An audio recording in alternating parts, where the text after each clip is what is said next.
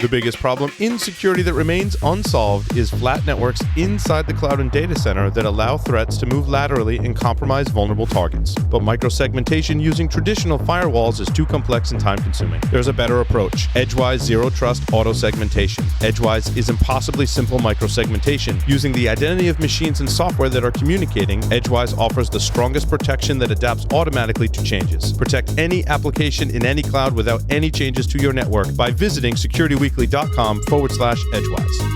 FlexTrack is the platform that helps cybersecurity practitioners get the daily work done. Red teams can create reports in half the time and track risk to resolution with the blue team. Teams can centralize remediation efforts across all scans, assessments, and audits. Effectively communicate risk in real time through simple visualizations, scanner and ticketing integrations, and robust analytics. FlexTrack is perfect for collaboration across all teams. Visit securityweekly.com/FlexTrack to claim your free month. Sophisticated attackers are targeting credentials to escalate privileges. Ativo Networks provides an innovative solution that finds, cleans, and monitors exposed credentials to reduce attack surfaces. Additionally, the solution alerts when attackers try accessing Active Directory objects while hiding data and derailing them with disinformation. Organizations can go one step further and hide real credentials among deceptive lures that lead attackers to decoys for recording TTPs and forensic evidence. Find out more at securityweekly.com/Ativo Networks and sign up for a free trial.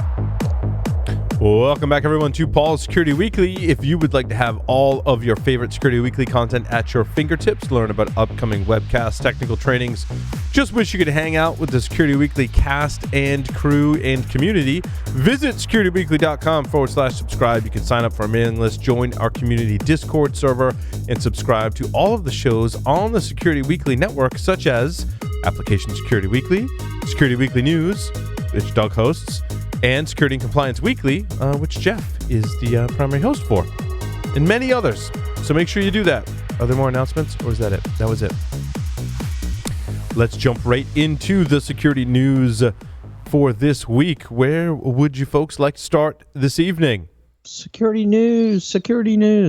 Who knows? Hey, can I do my my completely shameless plug first? First a plug, okay? And now a moment from our hosts. A beaver butt plug. Go ahead, Josh. God. That is. Isn't that where vanilla extract comes from? Bad way to start this. It's just strange how I know these random facts. Okay, so here it goes. Here's my plug. I am developing and teaching a class that's coming up. It is called Enterprise Attacker Emulation and C2 Implant Development with Joff there. That's me. It is 4 sessions of 4-hour classes.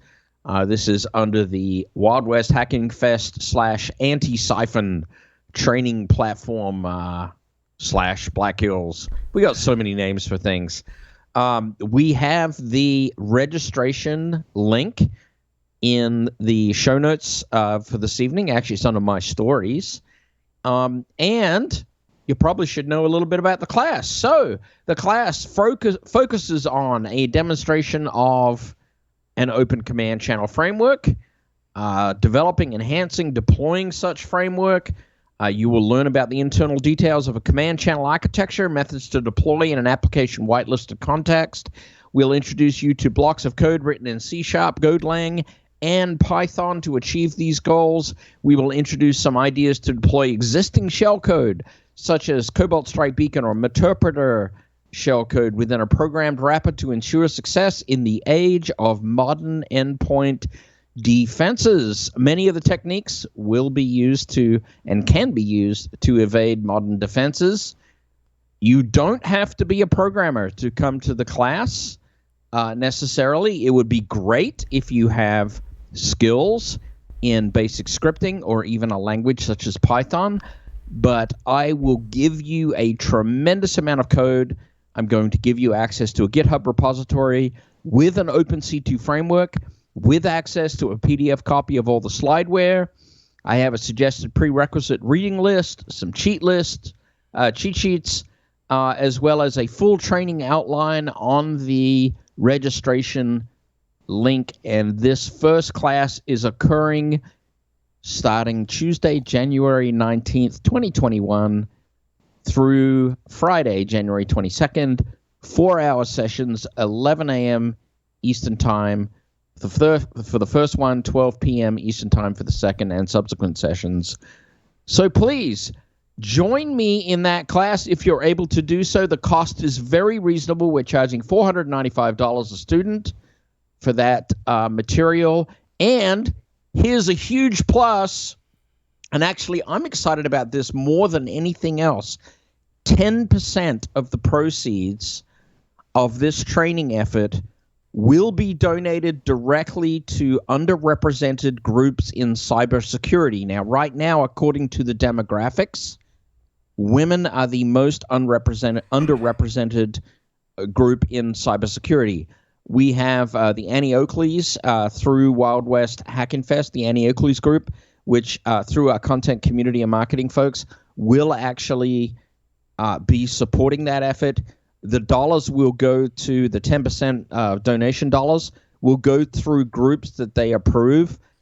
Groups like CyberHer, groups like WeSys, which is Women in Cybersecurity. So we're very, very excited by the fact that we can donate proceeds charitably as part of this teaching effort. And there it is. There's my shameless plug, Paul. So and Joff, I added your link. You weren't Joff, lean to your right real quick. Lean to my right. And say something. I want to see bugger all. What's it say behind you? Yeah, it says bugger all. What's in the center of the country is bugger all, which is Australian for absolutely nothing. So there it is. And I did add, Joff, a link to your class in the show notes page, which has changed. It's now securityweekly.com/PSW675, and I added it there for you. Thanks so much. Look, if you're an advanced pen tester or red teamer, considering taking this class. Like, I personally am taking this class because there you go. It has some things that are pretty awesome. I mean, shellcode Go, C#, if you want to brush up and look into some C2 frameworks and you're doing this for a living, I can't think of a better class to do for this kind of price. So I realize the price is very reasonable. Do you have a student discount just because I'll get asked? Like for people that are actual students, I mean, like college students and people like that. College student discount. Look, Doug, I honestly don't know because I don't do the business. That's fine. I'll look at the link. I know that I'm going to get asked that question because I was gonna announce that to a bunch of my students who'll be interested in that. So. Oh, please! I'd really love it for you to announce it. I tell you what, Doug, I'll put you in touch with Velda, who's actually doing the work on that, and we'll make sure we complete that circuit and get you that answer. Cool. Thank you. Sweet. It's awesome stuff, Joff. Where do you guys want to start with the security news for this week? All righty. Should we get let's talk about the disappointing Macs. How about the DNS story? That was the one you led with. Oh, yeah, Verizon. Yeah.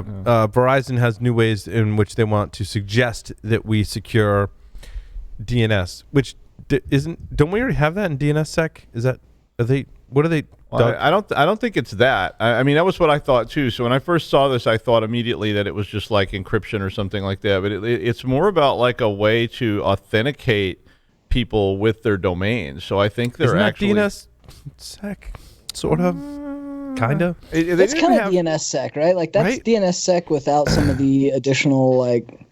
It's like DNSSEC without DNSSEC is what it is, Tyler.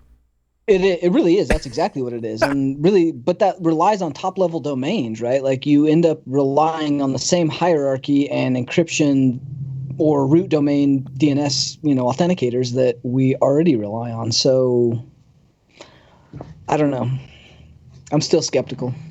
Well, I'm skeptical too. It was about like their server was going to get like front loaded cached information about the person and then maintain that somehow. So that it was like a rapid authentication that could be continually conducted. But there was HTTPS over DNS as well, like embedded with inside of this, like using TLS 1.3, which we've already demonstrated very clearly as being abusable and very lucrative for an attacker. So, like, are we actually gaining more from this, or are we putting our visibility further behind? Isn't it true? Okay, so I really have a personal problem with DNS over HTTPS. And largely that problem revolves around the fact that we are turning over DNS domain control to that provider at the other end of that TLS connection. And DNS was never designed this way. And why on earth would we do that? We are giving them analytics. We are giving them control of the domain resolution. I mean, oh my God. I'm sorry. I just have a cow. I have literally had lengthy discussions with Paul Vixie on this, and Paul Vixie literally was the inventor of DNS on the internet, him and Paul Markopetris. We've had long discussions over beers on this, and we are in agreement. DNS over HTTPS has some pluses, but it has a huge amount of minuses because you're turning over a lot of control. Right. I'd be more interested in DNS over HTTPS if it was HTTPS to the servers I manage, but it's going to somebody else. Right now it's a small list we can verify, but it's going to get bigger than that. It's not going to stay with just this few sets. And and as you're saying, Joff, there's a huge trust problem. Yeah, now you have encryption over DNS, and now we have DNS C2 encrypted over HTTPS and through DNS. I see more downsides than positives again. I honestly is wish DNS that big of an issue that we're having to do this? So there's an accompanying standard, of course, that is out there, which is DNS over TLS, and I really and truly, honestly wish that the root name servers would go ahead and adopt DNS over TLS and go ahead and say, okay, we're going to do this, and we're going to, for all of the Anycast routes, we're going to go ahead and offer up our signed certificates for TLS communications for legitimate DNS over TLS, which is different than HTTPS, so that anybody who needs to come to the routes and wants to be encrypted for resolution of subsequent name servers in the distributed DNS can actually do so. That would be a huge step because we can trust the routes because they're Anycast distributed. They're not controlled by any one commercial entity. It's time out. Yeah. Time out. How is TLS different from HTTPS, Joff? Oh, it's a big difference in terms of the DNS over TLS works as the traditional DNS protocol was intended to work. You meant okay. I thought you were talking strictly HTTPS and TLS because TLS is the protocol of choice for TLS HTTPS these days. You're talking about DNS over. Right? Yep. DNS over HTTPS is literally an HTTP protocol transaction to carry the DNS transaction. Mm-hmm. DNS over TLS is native DNS transaction going to a DNS resolver. It's just encrypted. I see your point of contention now, Joff. Yep. Okay. That makes a lot more sense. Yes. So if DNS over TLS was properly deployed, and there is a certificate management issue here, but if DNS over TLS was properly deployed, and we could actually, especially if we could think about this, we could do certificate pinning on the routes, particularly if the root name servers had a standard set of certificates they were deploying for the 13 routes. We could say, okay, we can certificate pin that, and for all the root transactions, we can 100% do encryption, and not only that, we can avoid man in the middle. That would make me very, very happy. Sorry. So, yeah, there's... This whole topic infuriates me because big providers that are surveillance capitalists, and I'm talking about you, Google, and I'm talking about several others. There are others in the industry, not just Google, are leveraging the idea of securing your DNS transaction so that they can get more data to mine, which it makes me so angry. You know what grinds my gears, makes me angry, is articles that are poorly written and say stuff that is not true. Like my article number 22. Well, before you move on, Paul, on the DNS article, to your very point, did anybody else pick up on the fact that they started a part of this article with the nearly 40-year-old DNS is the underlying technology that translator resolves domain names to their IP addresses on the internet? I mean, what else isn't nearly 40 years old in terms of what we're dealing with here on the internet? Well, to me, that was just one more way of saying, oh, DNS is outdated. We need to get something newer. Who the fuck cares? DNS works. It's worked for 40 years and it still works. Right? I mean, Jesus. I just get animated about this topic. Carry on, Paul. Jeff has a whole locker full of my thunder stored up somewhere. My story number 22, why unplugging your router every month is actually good for your Wi-Fi, was a title that caught my attention because I'm like, really? Can you actually back that up? It turns out this is the worst article I've read all year, maybe ever on the show. It takes the cake in multiple, and we'll get to cake PHP, but it takes the cake in multiple categories in that it is the most poorly written and the most inaccurate all-in-one article. And I just want to make sure that we, as a community, make sure we call these out for it in case people read this and think that it's true. It's not. I want to just read you an excerpt from the article. It says, rebooting the router could do any number of things that will benefit it, which first is a terrible sentence to write in an article. No, it's not as bad as the next sentence. It goes on and gets worse. Sometimes computers just freak out. That's a technical term. That's a technical thing. That's the sentence. They just freak out. It literally says sometimes, comma, computers just freak. I don't even think cosmic radiation is constantly bombarding. I also think there shouldn't be a comma after sometimes. There should not. There should not be. Okay. Perhaps there's a bug that's causing the CPU to overheat, or perhaps the system is heavy trouble managing your router's memory. Didn't even grammatically correct the sentence. Spell check. Whatever the issue, whatever the issue, doesn't matter. Whatever the issue is, turning off your router and then back on again will likely fix it.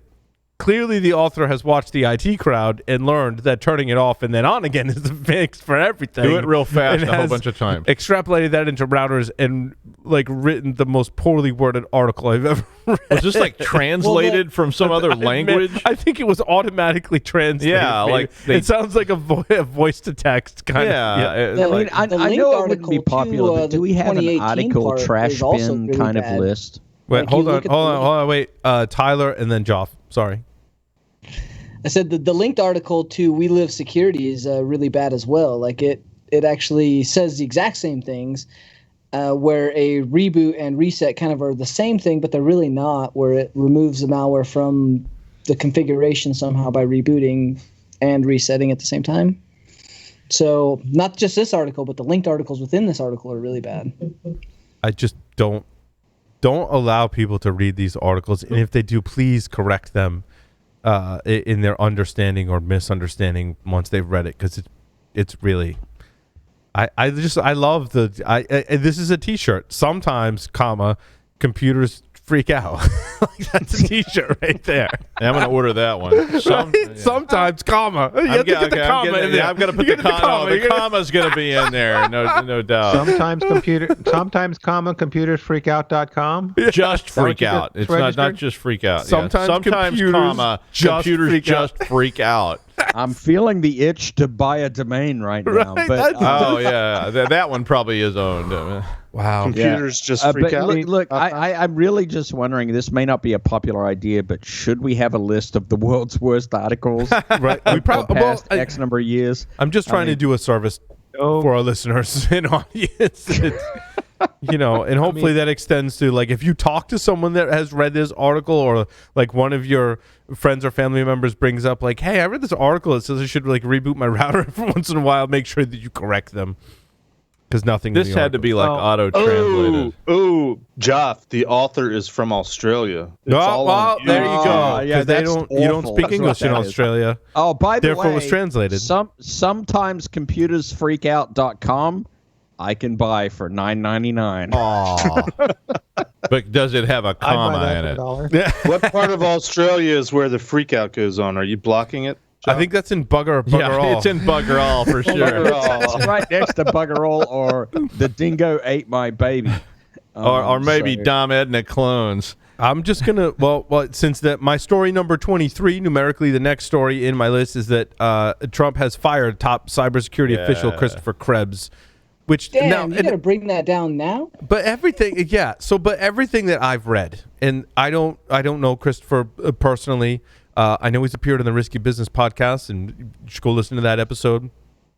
I know that of all the podcasts I listen to, articles I've read, and in our inner circle, no one's ever said anything bad about Christopher Krebs, and largely everything I've heard has painted Christopher in a positive light in the security community. I think we've seen, first of all, I loved that under Christopher's regime, they indicted Russian hackers. Like, I think that's, well, one, hilarious and awesome, like, all in the same time. Like, I think it's great. Not only did they indict them, but, like, indicted, like, they said they were from GRU. Not only that, but specific, like, numerical indication of what group they were in the GRU. And I really think that's really U.S. intelligence holding up a giant middle finger to Russia to be like, yeah, we're watching you. Like, we know. Which I just think is really, again, hilarious and interesting. I have nothing but good things to say about Chris Krebs, because CISA.gov has done an incredible job. If you actually go there, it's an incredible source of fantastic information. Yes. Also, I think we had the most secure election, a U.S. election in history. Everything that I mean, we've covered security for 15 years. Everything I've heard, again, from all of our sources, internally, external sources that I trust, all point to we did a good job securing the election, and that was under, largely some of the responsibility for that. A lot of the responsibility for that fell under CISA and they put up the Krebs. rumor site. I love the rumor site. It was like when people started promoting all kinds of weird conspiracies and disinformation, they actually explained it. They put it up and they said, here's what the rumor is. Here's what we know about it. Here's what we think is true. Yes. And they were very fair with that. 2016 was not a very secure election. Again, I'm going to go back to the Russian hackers that the U.S. indicted were specifically called out for hacking the election. So let me just throw that out there. And so I think we made great strides. And I hope Christopher's enjoying a holiday with his family and can pretty much, I think as Patrick Gray mentioned, Patrick, I listened to your show when you talked about this and you did a great job covering it.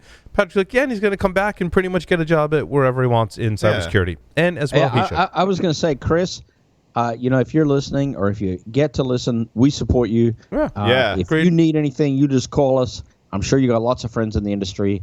We completely, I cannot say this more enough. We completely support you. Agreed. If you're in need of any artificial vanilla extract, we know how to get it. We know how to get it. We're your source for that.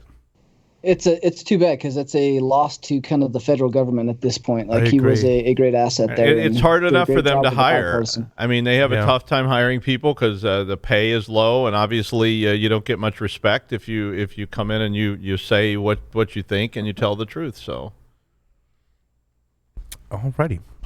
Where else are we going from there? Alrighty, I'm going to pick hack smart. If no one else is going to jump in, hack smart TVs. And I wish I had more time to.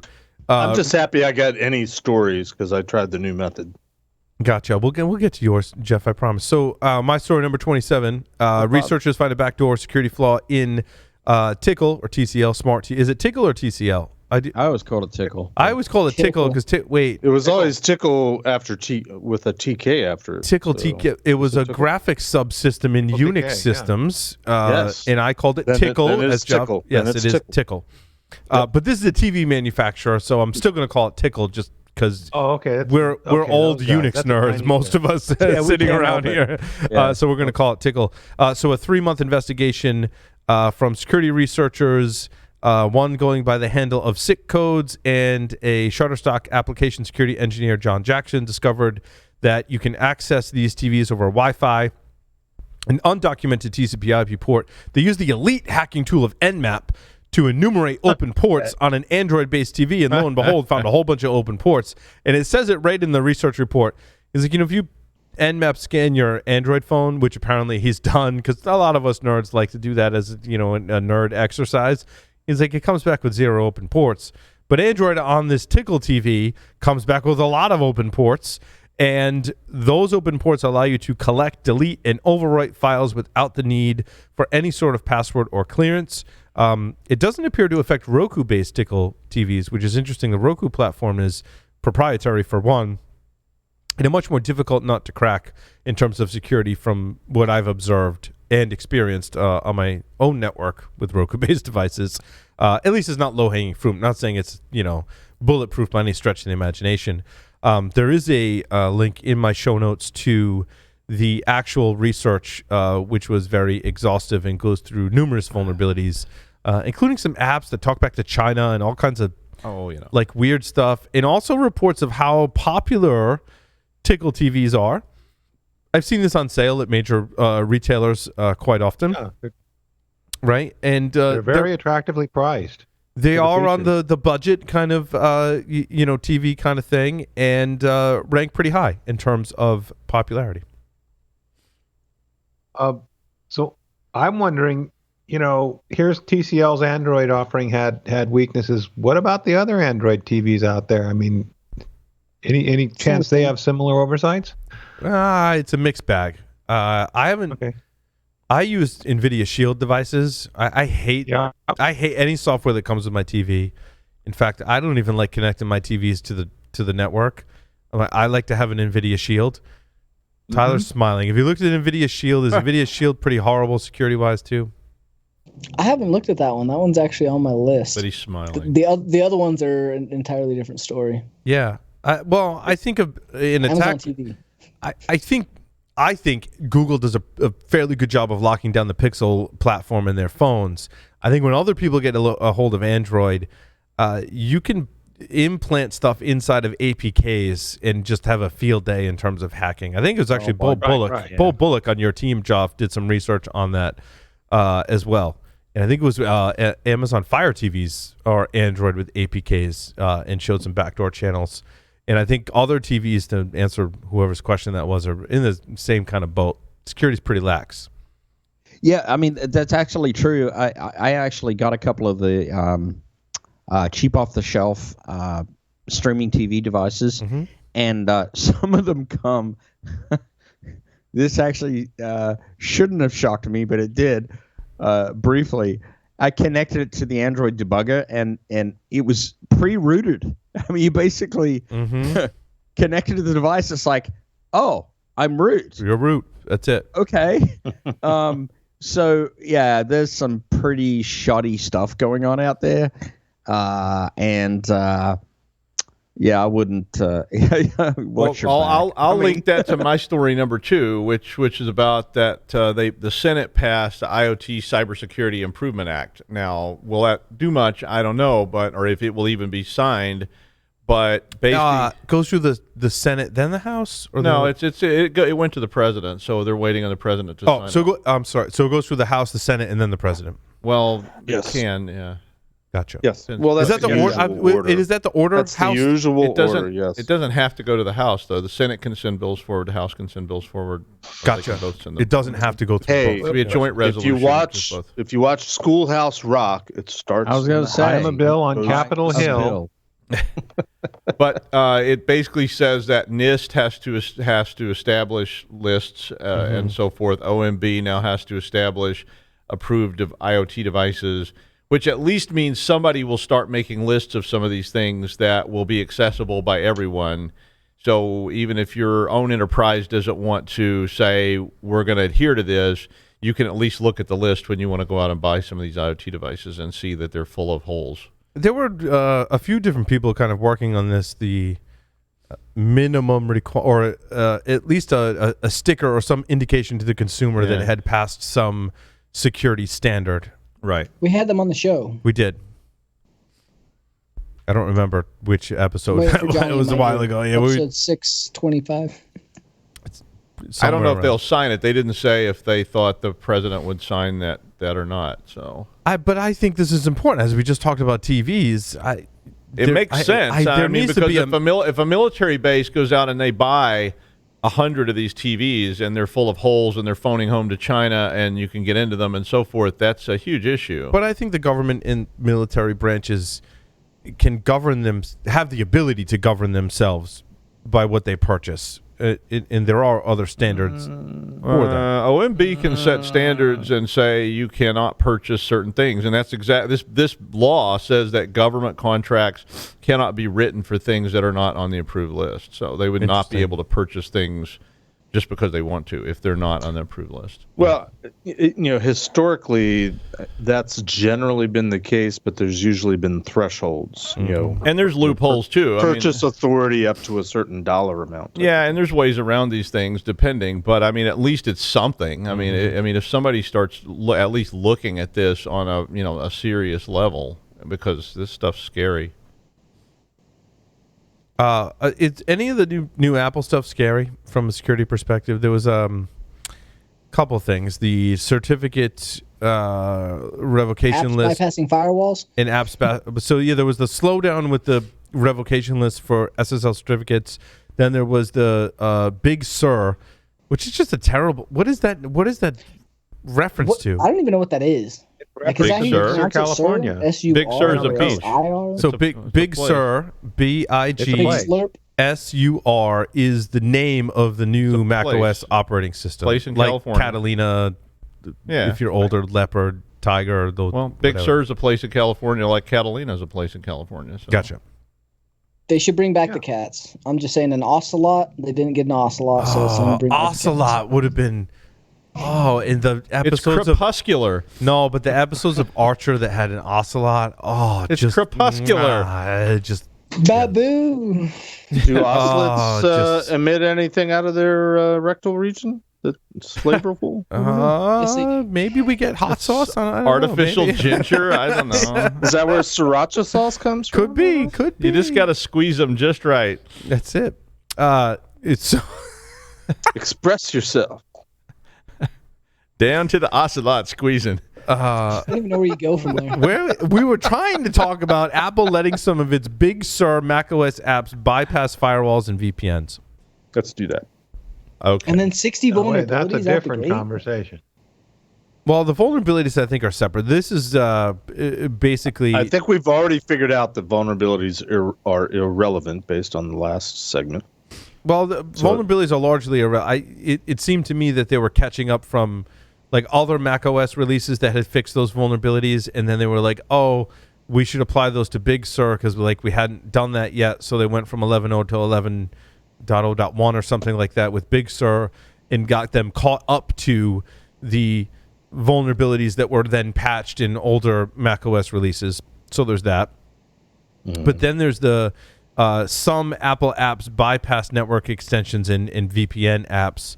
But I think things like Little Snitch and others would actually still catch it. It was some like weird thing where some apps could bypass it, but others could not, and others would still catch it. So Patrick Wardle is quoted in the article, and basically whatever he says goes in terms of like what works, what doesn't in terms of vulnerabilities on the macOS platform. And what I saw was that one of the things they were doing was forcing stuff so that you couldn't shoot Apple content down VPN paths because they wanted to enact all these various geo restrictions, and they don't want you bypassing them because, I mean, believe me, we've all done that.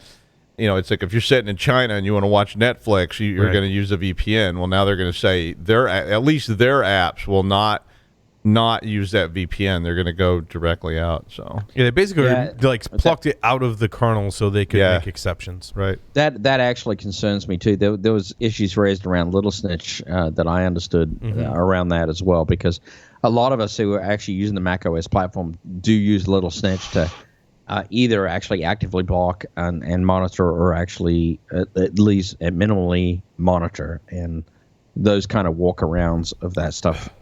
A little bit concerning. My prediction though is you get things like this and the move to the ARM chip platform. I think many security researchers and professionals are going to start migrating away from Apple because they're just not going to give you the control that you need to do what you need to do.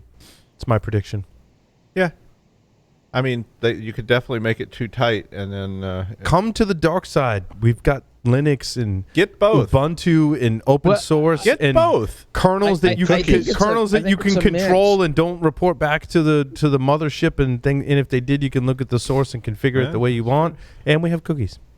I think it's a mix because there is a group within Apple that's been pretty staunch proponent of keeping things proprietary, but also not selling data to the surveillance capitalism community. And so Apple's been kind of holding the wall on that a little bit. I agree, Joff. Their privacy initiatives have been stellar. Yeah. And so that's actually an important voice in the community for somebody to hold the wall on that, because everybody else is selling out and going, okay, well, data exhaust is for sale, period. And, I take huge umbrage at that. Data exhaust, whatever I generate, is not for sale, and F you very much. And so for Apple to take that position, I appreciate. But at the same time, bypassing legitimate mechanisms you can put on your platform, that bothers me. So it's never a perfect picture. Yeah, but doing Rosetta in architecture, in interpretation, or proxy is, I think, going to be problematic for a lot of things that you might want to run on your Mac. Yeah, that's my prediction. And I think it could introduce security vulnerabilities as well. So, this might actually indicate the resurgence, if you like, of trust in open source, even though I think that's kind of misfounded, but to some degree. But it actually, the fact that not one entity controls that ultimate destiny, to a degree, that's actually not necessarily a bad thing.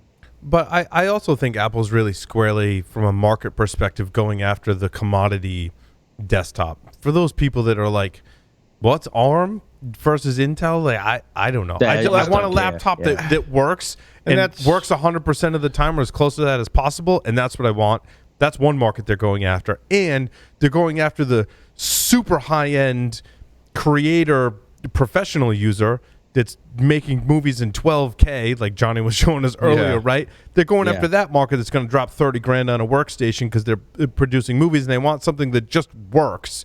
And I think Windows and Intel and NVIDIA architecture is going to be everyone in between. That's I think our community in particular, in a way, is getting squeezed out because I agree. All of these various vendors are going after the platforms that have sort of application-specific appeal. And you just expressed it. Like, Apple can go after really high-end audio-video folks and can really tailor a product to them and make really good margins on that.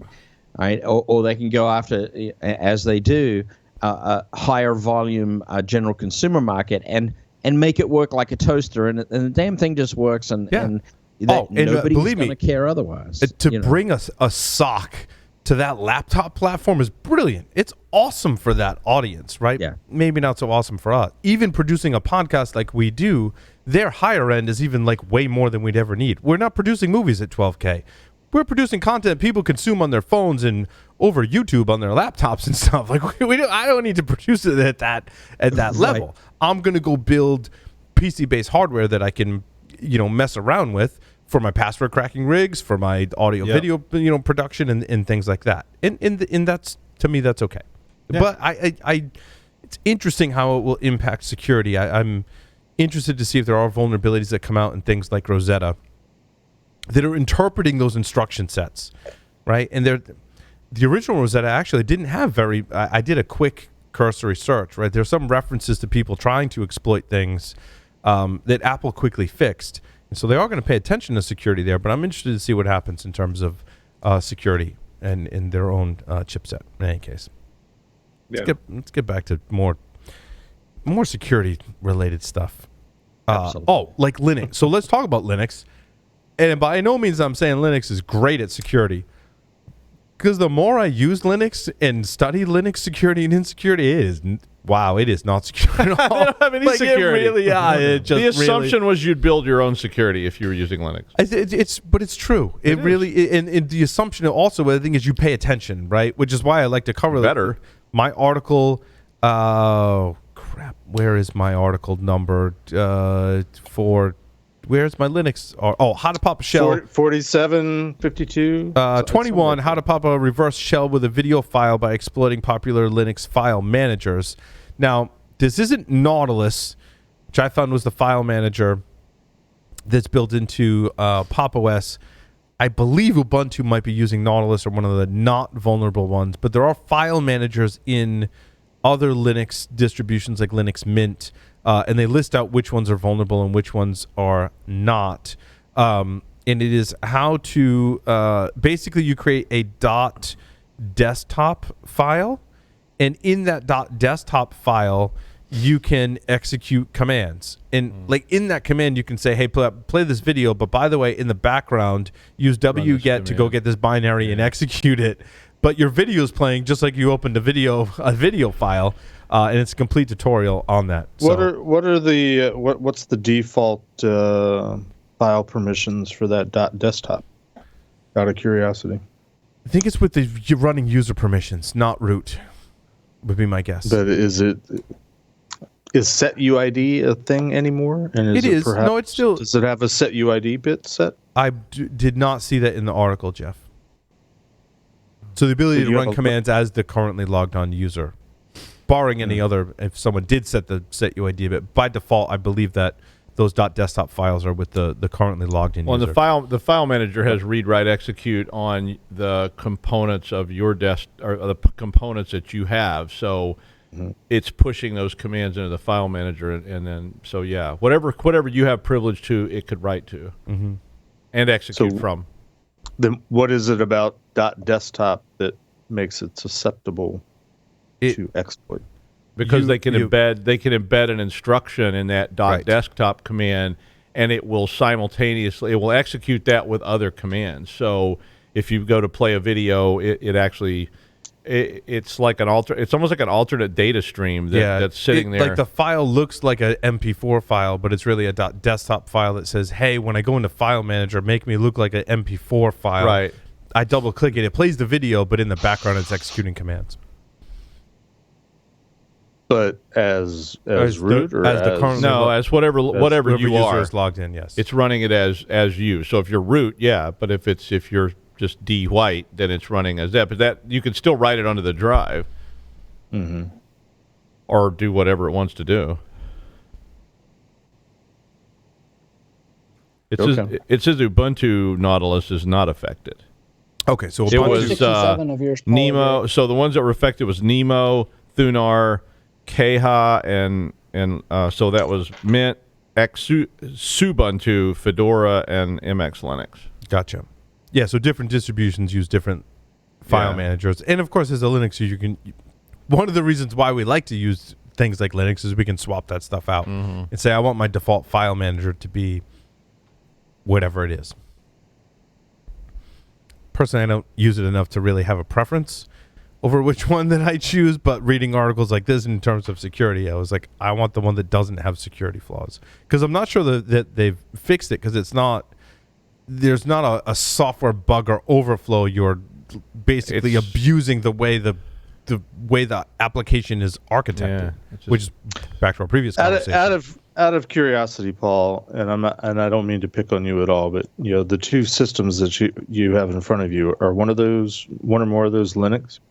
So there's one system that is Linux, and then there's a external display. The one on my right is an external display. Well, no, it doesn't matter. I'm curious, are you logged on with root privileges right now to your own Linux box? No, logged in as a regular my user account. Okay, just curious.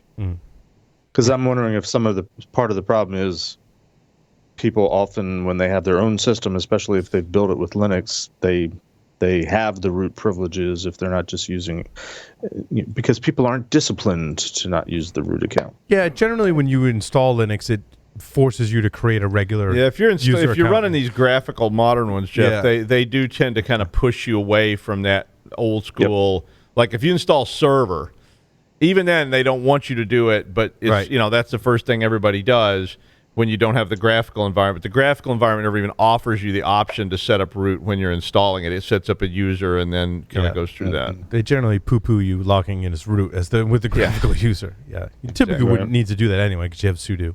When you're running those shells, So if you're running on the old ones like I run for server, like Ubuntu server, it doesn't have a graphical system, so you're supposed to put sudo in front of everything.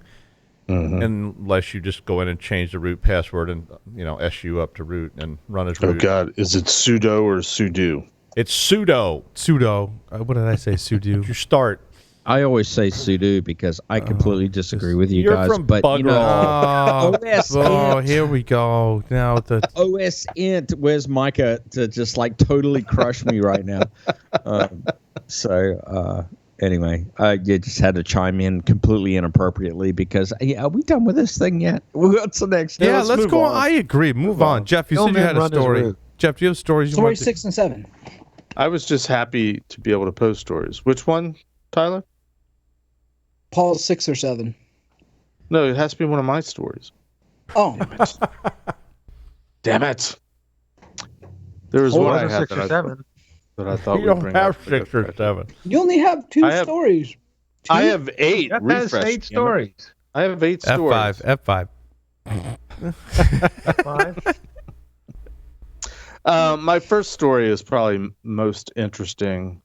Verizon releases the 2020 Cyber Espionage Report. Wait, what happened to the data breach report? Is that now they've got more reports? Now they've got a Cyber Espionage Report, which I haven't actually gone and actually looked at the report yet. This is just the article, but there's a link to the actual report.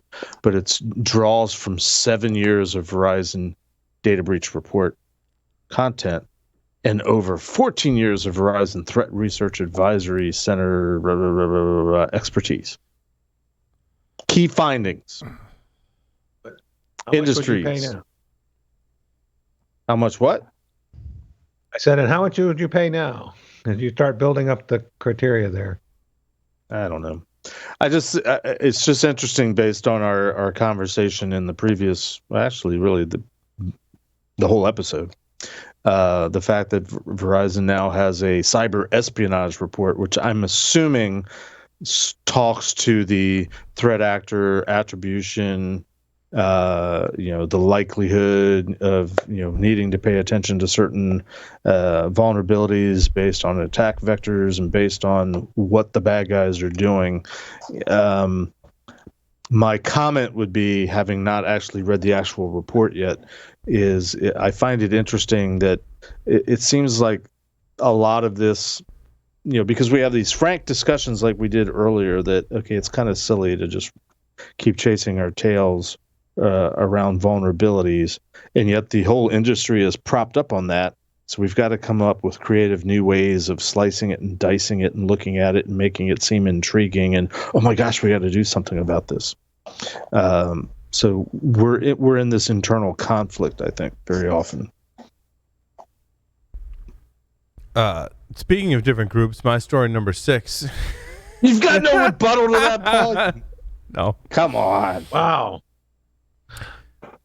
Yes. Yeah, see, Tyler's excited to talk about my story number 6 right, that talks we'll talk about your story number 6. the Lazarus Group, which is North Korea's hackers, which Cobra. Hidden Cobra, yeah. is that the other And I code just word? opened the Verizon report, and they've got like a whole chapter in it. So there, Well, yeah, but what I learned recently is that since the internet access in North Korea is such crap that they go to China to do their hack. Is that really true, Tyler? Partially. They go to Starbucks in China. We'll be real. Like if you're depends on what they're doing. Like a lot of the people are using VPNs. There's a huge uptick, but we end up seeing like WireGuard is a great example of technologies coming out of different groups that are being, politically persecuted. These technologies then bypass things, and then there's different filters that happen for those, and then you end up going out of different countries. So VPNs and other technologies are a real thing. Yes, they're not utilizing those for hacking. They're utilizing their botnets. They're utilizing their toolkits. They're utilizing different tool chains to then hit different groups for particular purposes. So, And in this case, it's North Korea attacking South Korea. Yeah, 100%. 100%. Like, this just Because they're confirms going even after. So what I didn't realize is that South Korean government websites require visitors to use software called Veriport, which is a browser plugin for identity verification. And it was a supply chain attack in that you got to be aware that South Korean internet users are asked to install this additional security software before visiting government or internet banking sites. So North Korea is like, that makes a great target. So they targeted this software, reused the valid or stole the certificates for that software so that they could then use that to implant malware. That was signed with the software from the software. The South Koreans were like, I got to put the software before I go use my banking site. And the server flaw was that it didn't validate whose certificate it was, just that it was signed. So they were able to push their binaries onto the server and get their malware downloaded alongside of the government or banking software, so they could exfiltrate data about South Korean targets, like human targets. That's a pretty cool attack that demonstrates like that's a real TTP that we commonly leverage, right? Like you have to worry about those multi-chain attacks. Like the U.S. used with Stuxnet. So like we have to make sure that the attacks are A, targeted, that B, our target utilizes them, and C, when we are doing this, we're leveraging things that, something like a one-click install. That's something that pen testers use, and we use it for initial access all the time. This is something that's being used in the wild because they're not validating certs. So this is a common dev issue that, hey, this dev CDCIC pipeline is actually an important thing, and even governments will rely on the fact that you didn't do that right. So, these are important things that as an organization you can definitely point to and say, look, yeah, this could be an issue. Yeah, we're probably not as targeted here in the US because we don't use browser plugins or additional software to force our users to validate government stuff, but we may get to that day. Look at the elections. That's a great point in case where we have to come up with a better solution that's probably going to be digital this next time. And this digital stuff, are we all going to have CAT cards? Are we all going to utilize something where we're doing some sort of digital authentication to validate that we are a registered voter? Like, we have to evolve, and thus this evolution then has to take the proper development path and do this properly. And we just hope in our development path that we don't choose PHP. Because I think if you're in your development path and you're choosing PHP, you're making the wrong decision. This is not the PHP you're looking for. And I understand WordPress relies on PHP, and good Lord, you got to... How did WordPress get so popular with PHP being part of the backend? But you got to harden the snot out of it to make it any form of resilience. Static HTML pages from WordPress, that's how I see that kind of like that. It's kind better of than web-enabled object-oriented COBOL. But it's maybe, but Citrix SD-WAN. But it's interesting. I thought it was in Citrix SD-WAN. The developers chose Apache and Cake PHP 2 as the framework. Cake PHP is like a framework that, like, if PHP wasn't easy enough, they have a framework that was making it easier, and it should come as no surprise that there was vulnerabilities in this particular framework. So I don't know. I mean, that's how you spell vulnerabilities, PHP. You'd be surprised how many sites use WordPress though too. That's the scary part. Like, even in the back end of a lot of the major websites, you'll end up finding a WordPress backend that has a whole bunch of plugins or hardening that's been applied. So, like, the fact that there's PHP behind that, that's just scary. But WordPress by itself isn't horrible. Later versions of PHP and later versions of WordPress, if you keep up to date, are fairly good at being pretty resilient. It's the plugins that get you into trouble. Yep. That's where all the crappy code everybody loves plugins. Look, I think WordPress is a classic case of a victim of its history. If they had started with a more secure framework to begin with, they wouldn't be in this position. But you get into this trench, and then you're like, oh my God, we've got all this embedded code and all these users and all these plugin writers. What are we going to do? And you get stuck in that situation. The massive amount of vulnerabilities in plugins is just staggering. But if you look at the PHP itself, in WordPress itself, they've done a good job of updating. Get to the later versions of PHP and WordPress, and you're in pretty decent shape if you do some monitoring and hardening. Keep it up and select your plugins carefully. But people don't. Carefully. A lot of people develop in WordPress don't really know how to develop, and they're just doing quick and easy stuff, and they're following a checklist, or they're using an automated tool, and they throw it all together and stick it out there. I know Lee and Tyler specifically also want to talk about the Kerberos vulnerability. there was a bug in the patch, essentially. Like they tried to patch a vulnerability, and that wasn't so successful because it didn't introduce more vulnerabilities, but it broke stuff, and they had to introduce a new patch to fix it, from my assessment. Is that true? Yeah. I mean, basically, they went to try and fix that vulnerability last month, and they fell short, and left another attack pattern to get into the Kerberos bug. The only good news is it takes a bit of skill to exploit, but that's relative. I mean, we know our buddy Tim Medine, who came up with Kerberosing and the golden ticket attacks. He's pretty damn smart, but I don't know that he would consider the bar that high.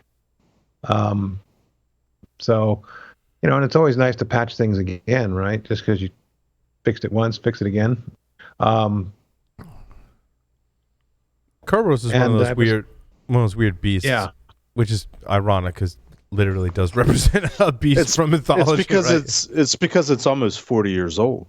And sometimes it just freaks out. No, 40 years old, and it still freaks out and has vulnerabilities. I mean, Sometimes. Kerberos is not a simplistic, protocol and architecture to understand.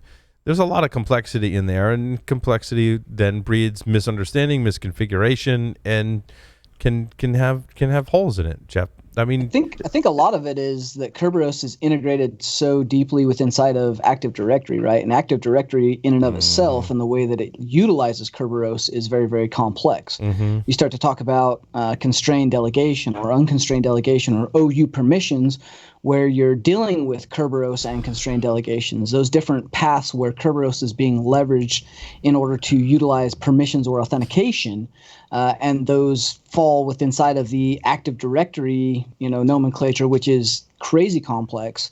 Like, that's when it really starts to kind of make all the lines blurry. Really, Kerberos in and of itself, like the way it works, has some complexity to it, but it's fairly straightforward as far as a authentication protocol. It's the way in which those tickets and who handles that authentication happens. That's where it gets really complex. You're right, Tyler. Yeah. So I remember dealing with a straight up MIT Kerberos. Was it MIT that developed Kerberos? Yeah. That implementation. Yep. And I was like, whoa, that's really interesting. And I studied. I'm like, yeah, like I kind of understand it. This is my time at university, right? Then we hired a Windows administrator, and he started implementing Active Directory early 2000s, and he's like, it uses Kerberos. I'm like, cool. I kind of get Kerberos. Like, I'm by no means an expert in it, right? But I'm like, I kind of get it. And I started reading how Microsoft was implementing it. I'm like, holy crap, dude. Like, my brain's exploding. Like, I'm going to go write exploits and do other stuff, too, because, like, it is I'm like, oh, my God. So props to Tim Medine and all the rest of you that are understanding that stuff enough to be able to, let alone implement it and attack. I won't put a shameless plug in there, but like Sean Metcalf and adsecurity.org has done probably the biggest amount of research and effort around like Kerberos and delegation and tickets. And this one in particular, it's CVE 2020, I think it's 17049. It's actually remotely exploitable, and it deals with constrained delegation and the way that the ticket is, or the service ticket is actually authenticated or could be used by delegation. So basically, they're abusing the fact that a particular ticket and the way it's signed is delegated. And so again, this is not necessarily. There's a granting ticket service that grants a ticket, but that ticket can then be delegated to some other service that can act on its behalf with those same permissions. Exactly. Yes. Exactly. As long as it's holding that ticket. There's flags or object attributes within inside of those things within inside of Active Directory or within inside the authentication tickets that help forward that along and make sure that is done in a secure manner. Well, this is just another means or another bypass that allows the KDC to determine if that service ticket is actually valid for delegation. And delegation becomes a big issue when you start to talk about things like relaying or the ability for Active Directory, something like Kerberosing or SPNs, where we're looking at being able to spray or Kerberos something that's highly privileged. Those are things that become very important within inside of Active Directory as we're trying to attack it. So I have a question about Kerberos. Because I remember back in the early days, because Kerberos really has been around for almost 40 years. I remember I don't remember the details, but I remember there was some way to exploit Kerberos back in the early 90s when I was first getting started in this. And we're talking about Kerberos still having problems today. So my reference to it being 40 years old was to the DNS article, but Kerberos, better to have it, better to not have it. 100% have it. Kerberos is actually the preferred authentication method when done right and when secured properly inside of Active Directory. Like if you deploy Active Directory properly and follow like good best practices, Kerberos in and of itself is a great authentication mechanism. It's far better than a lot of the alternatives that you're going to run into. And it allows all those. You've got to go. That's actually the comment I wanted to chime in on. I mean, you've got to go back to MIT's original design and Project. So I pulled it up because now I was curious. Project Athena launched in 1983, I believe, was the first incarnation of the Kerberos.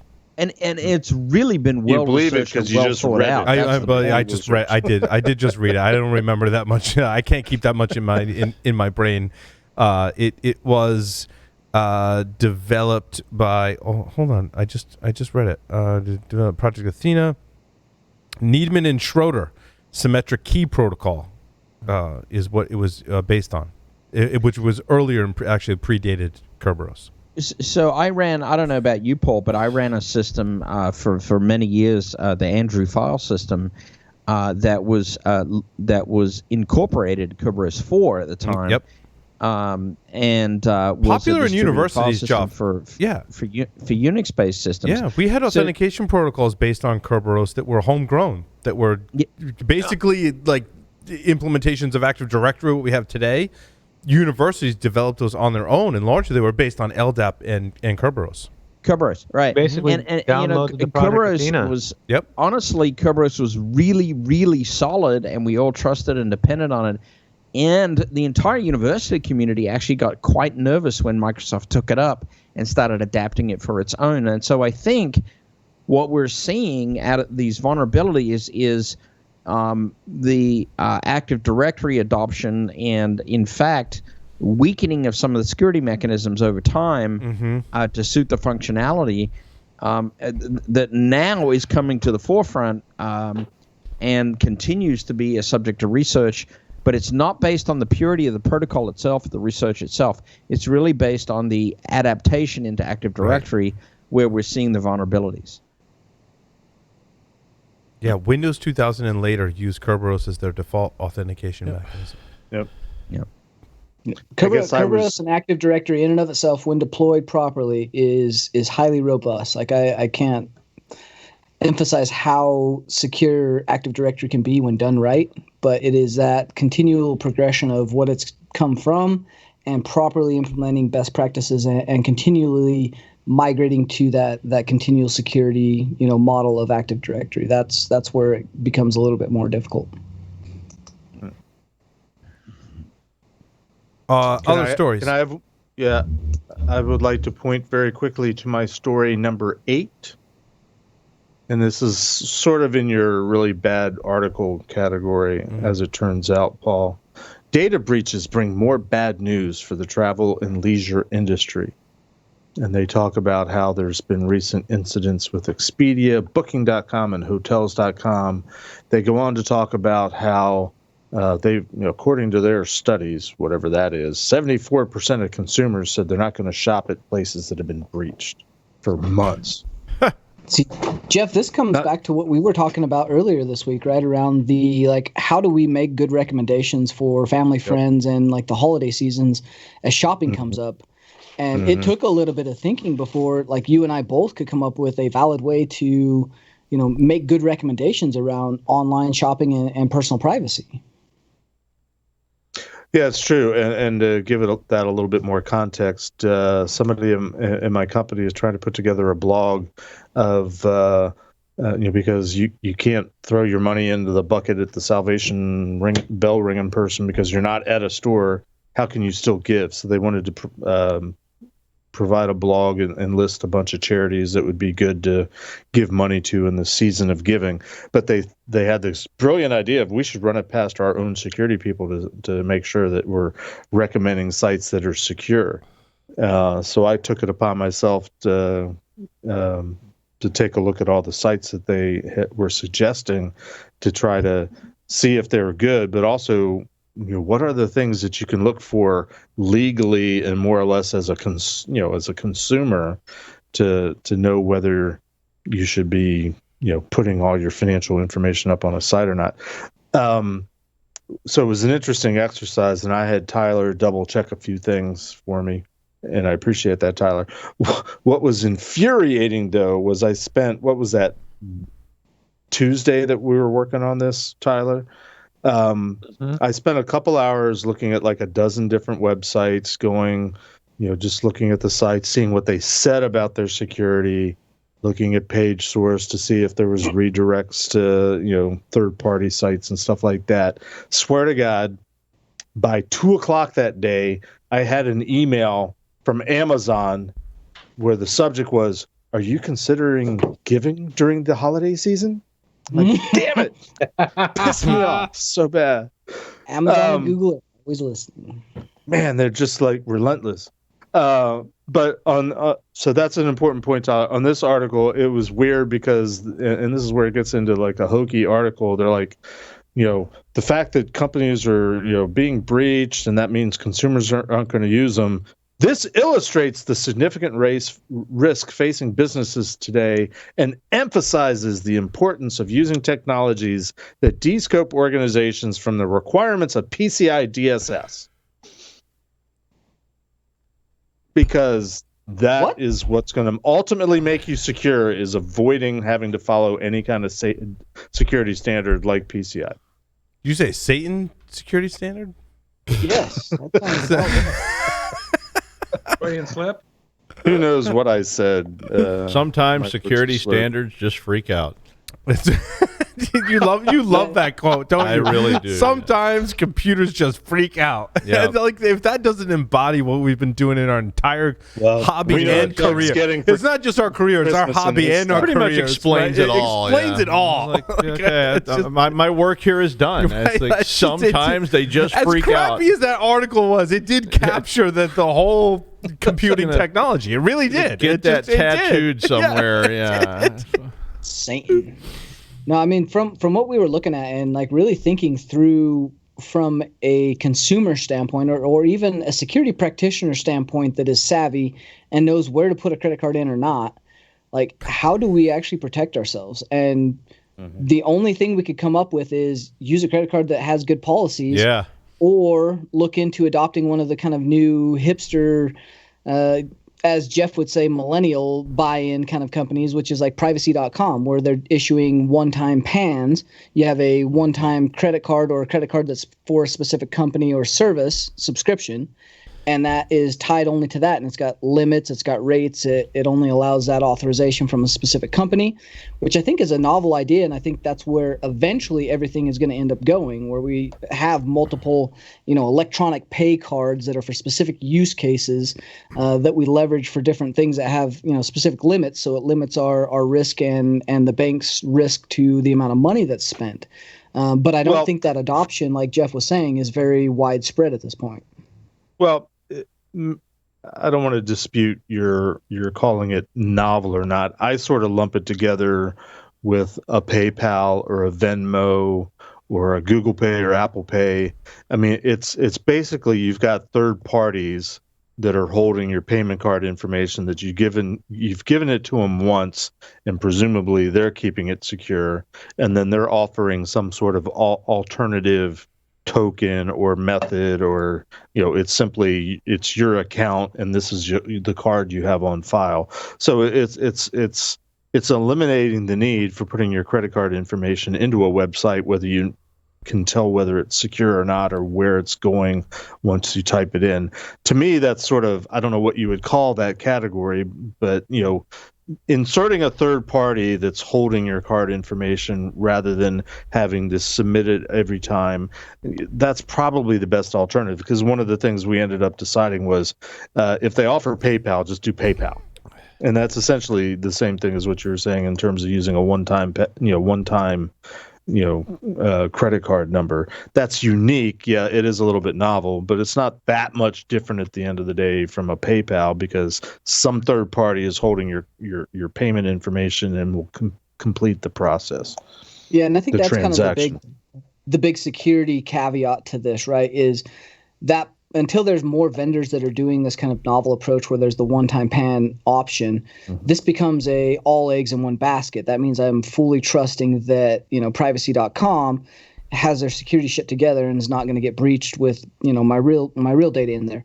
But looking at it from the alternative Tyler, standpoint, sorry, I wanted to ask you about privacy.com is a credit card. Do you use that service? Is it legit? I heard that advertised somewhere, and I was curious. Yeah, it's definitely legit. It's actually got a lot of cool functions in it. Like for my one-time cable bill, use cards, right? Yeah, I authorize a one-time card for my cable bill that gets paid every month, and it has a certain amount that is valid for that card, nothing more. So if the cable company thinks they want to raise the rates and charge more all of a sudden, or a cell company is a great example, they're not going to get any more out of that card. So yeah, definitely totally legit. And again, you have to kind of trust that they're doing a good job. But at the end of the day, there's no more risk than you putting your single card into 100 different sites, right? That's just exponentially making your risk greater. So I think there's kind of all the benefit and a lot of return on this particular idea. I mean, I agree with you, but part of me, the curmudgeon-y part of me, disagrees with you because, throughout this last 40 years since DNS has been around, there is this overall impression that put all your eggs in one basket in a third party, in a company, because they they do nothing else but that, and therefore they're clearly going to be more secure. And having had many of those companies as customers, yet alone being a consumer using them, I know that claim of security is not always the case. I mean, yeah, maybe the bar is higher, but their practices don't tend to be a whole lot better than everybody else. The other thing I think is interesting about this, the idea of a one-time use credit card, it's appealing, I guess, now in the here and now, because it means that all these companies that have e-commerce sites and payment sites, whatever, that are set up to take a 15 or 16 digit PAN, primary account number, credit card number, with the expiration date and maybe the CVV, they don't have to rewrite any of their code. They don't have to do anything to try to accept something different. You're giving them what they accept. That part of it is novel and clever. Hopefully as the alternative methods get more traction in the next couple of years, maybe it becomes less novel, or maybe it becomes more the norm. I don't know. That's still just a stopgap though, right? Like I think that's where we're at inside of the payment card industry. We're at a place where we're having to come up with stopgap technologies to fill a void that is a system that needs to be rewritten and redone. Like we need a new method of currency and the way in which we deal with our currency. Otherwise, we're going to continue this never-ending path of continual fraud and abuse. I agree and I disagree, because whatever ends up winning and replacing the credit card will also have problems and will be problems for decades. But that is a huge argument. The idea of a credit card was designed back in the 50s or the 60s. It's probably older than DNS. All right, so since we referenced DNS, I had to look this up. So in the early 1980s, maintaining a single centralized host table became slow and unwieldy. They directed wieldy. So they directed a task force. Then Paul Macapetras created the domain name system in 1983. IETF published the original specifications, RFC 882 and RFC 883. Great reads, by the way, in November of 1983. So we put 83 in, was just a really good year. Yeah. it was a really good year for RFCs. I think if you're going to do some reading over this holiday break coming up, you should totally time go frame, to 1983 and read the RFCs that were published in 1983 because you're going to get Kerberos, I think, as we and DNS. I think so. Yeah. That's some great. Well, that was great the last time that anything original happened, because then you had 1984. That's true. Yes, it's all predated 1984. Oh, I think that's a good point to wrap the fuck. Yeah, that's probably the point where we need to wrap up the 1984 reference. That's yes, for sure. If we're going there, it's probably time to finish. I do want to get my one last jab in on Apple, because Apple, there was an article that was titled Apple released a new, and I forgot to mention this, Apple released a new MacBook Air and I'm disheartened was the title of the article, which I thought was interesting because I thought they were going to go into the differences between Intel and ARM architecture, potential security vulnerabilities, incompatibility in software, and things of that nature. No, they were disheartened because the new MacBook Air looks exactly the same as the old MacBook Air, and style-wise, there was no updates. And the more I think about it, the more I want to pick on this person for writing that. But if you are Apple fanboy, to use the more derogatory term, but if you're a fan of Apple, I can see that point. Like, you expect that when you get something so new and novel as the M1 chip, and I'm not taking anything away from the design of the M1 chip. I think it's amazing that they put a sock inside of a laptop like that. That's not the design they're talking about. It's not. Has nothing to do with that. They're like, why didn't we get a new design? I agree. I actually think had Jobs still been alive and at the helm, there absolutely would have been a new design. He right? knew how to sell the product. It's not just the way it looks; it's the way it feels. It's the user experience. It's the whole thing to it. And Apple has to stay true to that. And they've got their work cut out for them. If you want to start talking user experience, we're going to talk PP Works, sir. Oh God! We're not starting on that tonight. If you want to start on the world's worst user experience, we can talk about PP Works. Because that was my goal, and I think I far exceeded my. Sometimes PP Works just freaks out. It does. It does. With a comma. There is no better place. .com. Sometimes, computers just freak out, and sometimes we have to end the show. Actually, every week we have to end the show, and that will conclude this episode of Paul Security Weekly. Doug, take us out. Sometimes, you just have to say goodnight.